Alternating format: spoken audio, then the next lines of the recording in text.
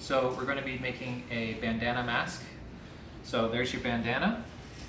And what you do with the bandana is you pleat it. And this gives you all that extra space around your neck and your mouth and makes it really comfortable, because then you can tie it off on both ends, but then you have all this extra material to play with around your face. So once you've got it pleated, you simply fold it in half temporarily. Take your headband. You're going to take one end of the headband and make a loop. That loop you put around one end of the pleated bandana. So there's one half of the bandana in that loop, and you tighten it. That's ready to go. The next thing you want to do is, for this loop, you don't want it to be even. You want it to be very small around your neck and very long around your head. So you're going to move and make a new loop. This is going to be around the top of the head. It's going to be around the back of your neck. Make a little loop there. Now you can make that different lengths depending on what's comfortable to you.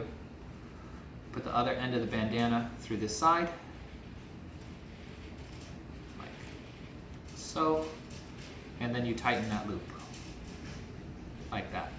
Now I have roughly this much around my neck and roughly this around my head. And I can put it around my head like that. Put the top bit over the top of my head. And you can take the bandana, pull it up. This is the top edge.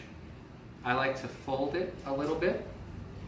If you fold it down around your cheeks, it gets it out of your eyes and still gives you enough material to go over the top of your nose. Pull the rest of this down.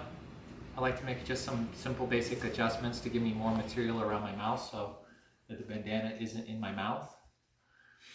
Pop on a nice hat.